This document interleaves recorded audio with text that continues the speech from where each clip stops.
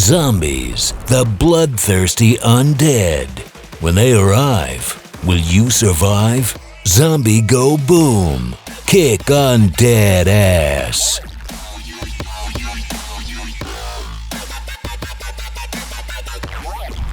As most of you guys know, our Ivan heads are the closest simulants to the real thing being a real zombie or a real human. They're just as tough, they're just as strong, they're just as hard, and they're just as anatomically correct as the real thing. And for some strange reason, you guys wanted us to take one and beat the hell out of another one with it. So I guess that's what we're doing today. Are you guys ready? It's time to get excited. Also, as most of you guys know, being students of this channel, a zombie does not have to come apart in order to have enough brain damage done to it where it is dead. So, we have these Shockwatch stickers. They are rated for 50 Gs. According to Mythbusters, if the sensor goes red on a head strike, the zombie is dead, regardless of whether or not the head exploded. So, we're gonna cut a little slit on both of these heads. Each one is gonna have one of these sensors put in it, and then we'll be able to see if the zombie is dead regardless of whether or not you see blood. But if you see blood, it's hella dead. Alright, let's pretend that I just cut this zombie's head off, but it broke my sword. Now, he's still alive because I didn't damage his brain. The problem is, there's another zombie right there. So, this being the only thing I have, I'm gonna use it. Alright. The temple's the weakest part of the skull, right? So my best chance to kill both zombies with one strike is to try to hit their temples together.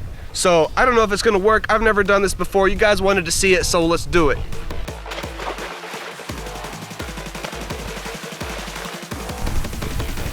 I broke his fucking neck.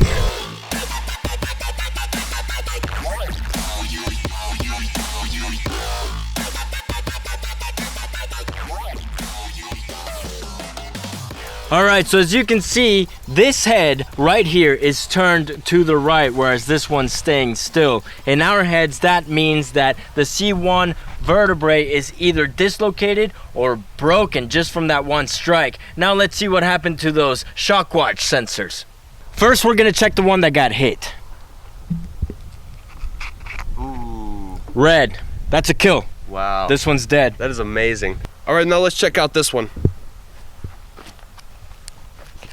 Ooh, it's tripped as well. So I killed both of them and there's no blood.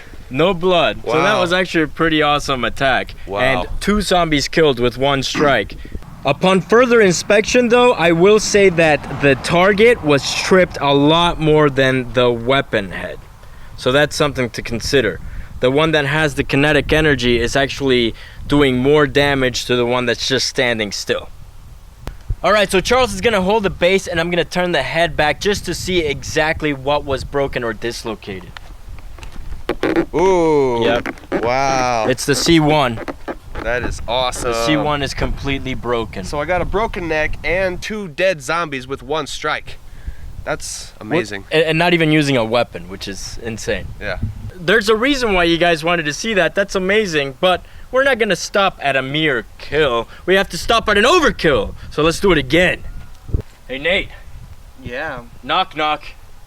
Who's there? Subscribe. Subscribe who? Subscribe to this channel.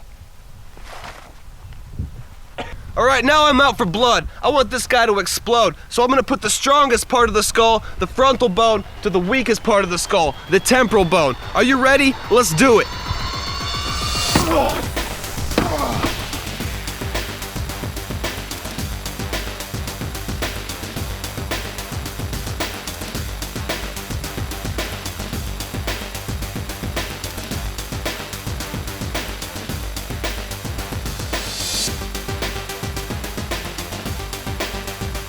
Well, it seems this head did not take the energy of the first strike because that C1 vertebrae is still broken, so on impact it turned. As you can see, the temporal bone and temporal lobe rather is hemorrhaging quite a lot. Alright, since the neck of this one's broken, I can't really get too much force transferred into his skull by hitting him this way. So I'm gonna come straight down to the parietal bone and see if that works.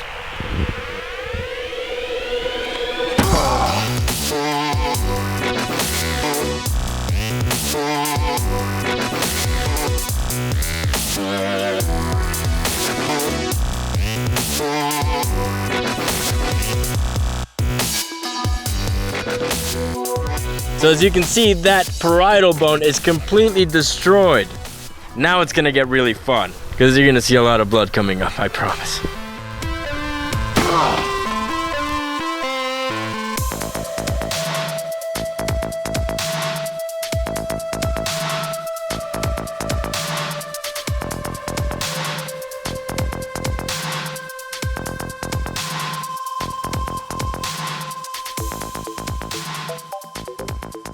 Okay, so that strike from before actually cracked the parietal bone all the way back here. We didn't even notice that.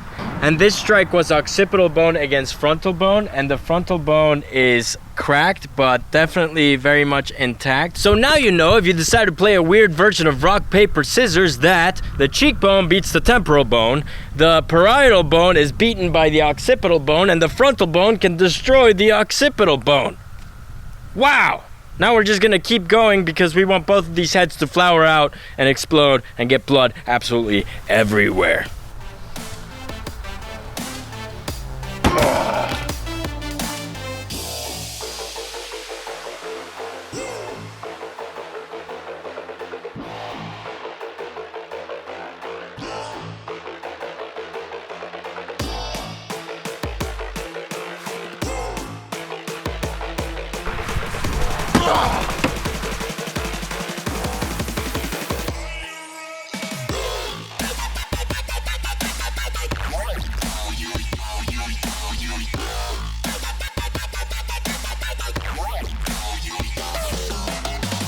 Okay, so we've done pretty much as much damage as we're gonna do. As you can see, that parietal bone is dislodged from the head completely. This zombie is overkilled, and that one right over there is dead. Yeah.